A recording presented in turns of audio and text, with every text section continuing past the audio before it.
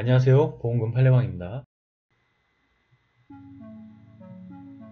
조현병으로 투신한 경우 단기간 내에 집중적으로 가입하였다는 사정만으로 반사회 질서 무효가 아니고 사기 취소도 아니며 제척기간 3년 도과시 고지 의무 위반을 이유로 해지는 할 수 없으므로 자살 사망보험금은 부책인지 여부에 대하여 창원지법 2020 가합 50341 토대로 면밀히 이 사건을 들여다보겠습니다.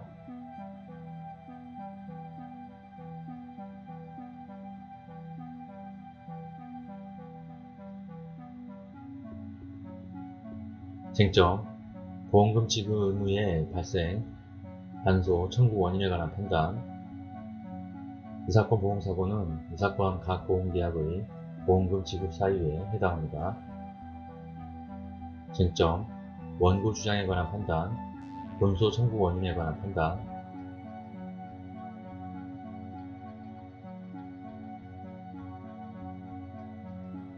K필적감정연구소에서 청약서에 기재된 이의 서명과 사인은 망인의 자필과 동일한 필적이 아니라고 추정하였습니다. 특히 제3보험계약의 청약서에 이라는 서명은 피고 C의 자필인 것으로 추정됩니다. 그러나 위 인정사실만으로는 원고가 주장하는 바와 같이 이 사건 각 보험계약을 망인이 아닌 다른 사람이 체결하였다고 단정할 수 없고 달리 이를 인정할 만한 증거는 없습니다. 계약 이후 전화 모니터링 또는 모바일 URL 접속을 통하여 본인 확인 절차를 밟았고 망인이 보험계약자가 아니라 의심할 만한 사정이 있었다고 볼 만한 증거는 없습니다.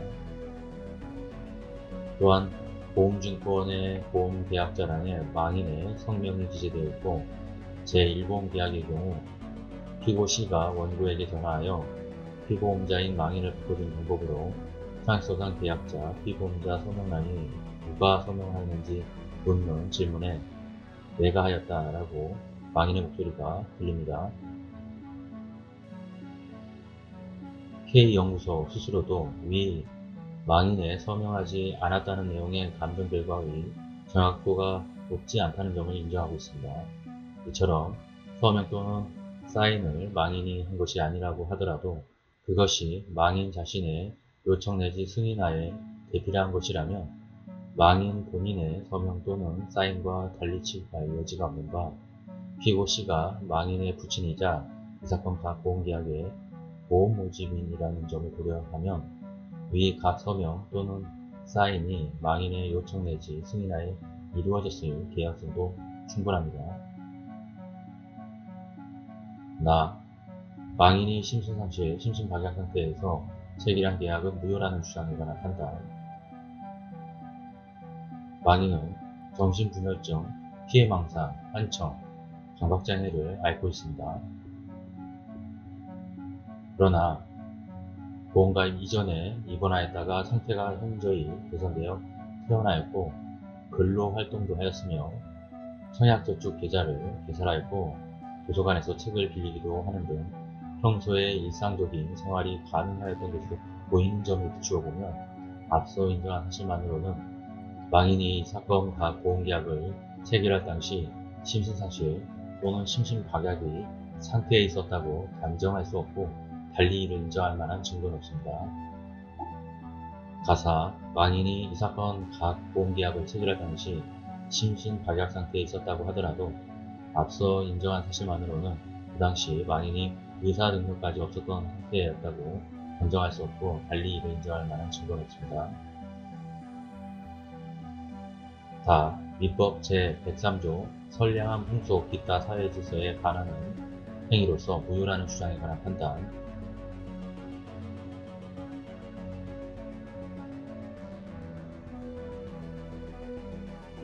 단기간 내 집중적으로 사망보험을 가입하였고 이를 보험 가입 시 피고들에게 고지하지 않은 사실이 있습니다.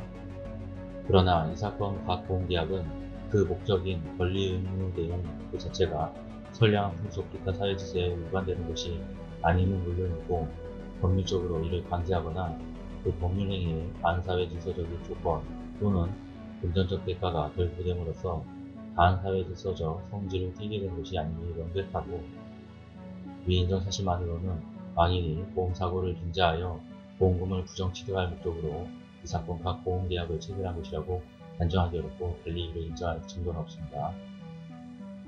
이유는 다음과 같습니다. 예상치 못하게 우울증이 심화되어 심실상실 상태에서 이 사건 보험사고를 일으켰고, 따라서 이 사건 각 보험계약 체결의 동기가 자살에 의하여 보험금의 부정취득을 노린 반사회 질서적인 것이었다고 단정할 수 없습니다.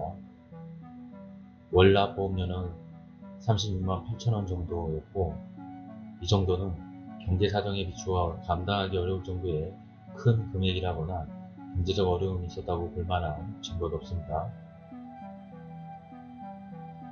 또한 사망시 제1보험 계약은 1000만원, 제5 내지 7보험 계약은 각 100만원에 불과합니다. 만일 보험금의 부정취득을 노린 것이었다면 이는 비합리적인 선택일 것입니다.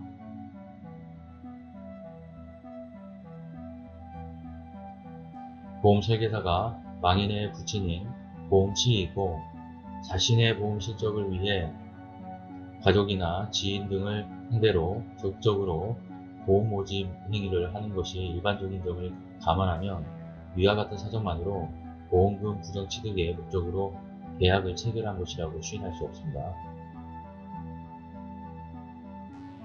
라, 사기를 원인으로 취소되어야 한다는 주장에 관한 판단.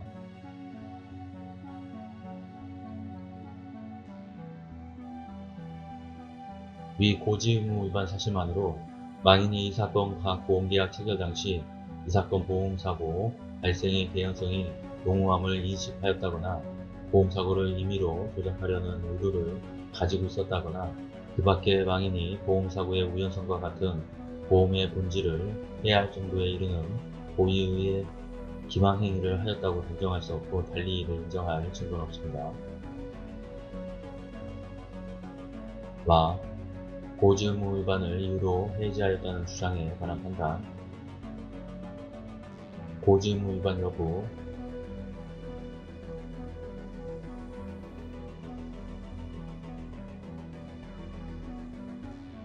망인이 이 사건 각 보험계약 체결 과정에서 원고에게 위와 같이 조현병으로 치료를 받아온 사정을 고지하지 않은 것은 망인의 고의 또는 중대한 과실로 인한 것이라고 넉넉히 추인할 수 있습니다. 원고가 제척기간 내 해지권을 행사했는지 여부.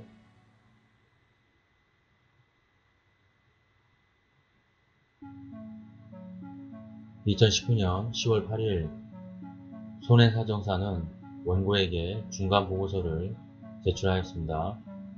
그로부터 1개월이 지나지 않은 시점인 2019년 10월 31일 해지 통지문은 피고들에게 도달하였습니다.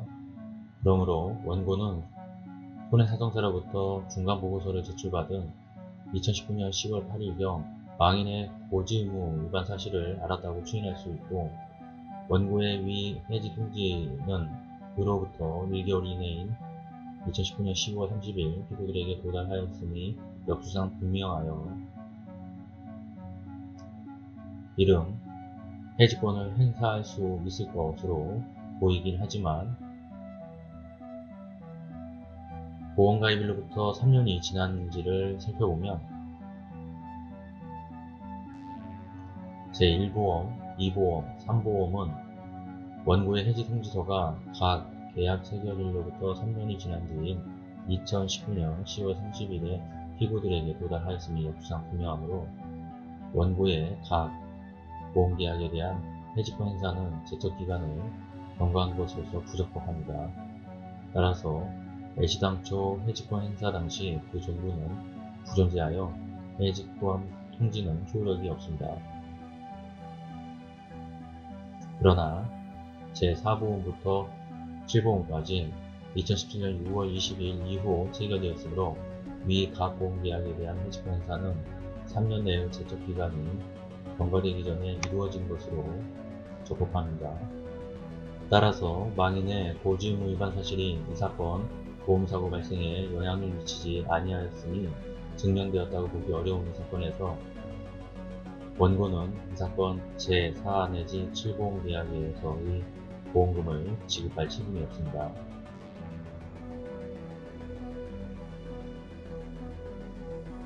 마치겠습니다. 긴 시간 시청해주신 점 고맙습니다.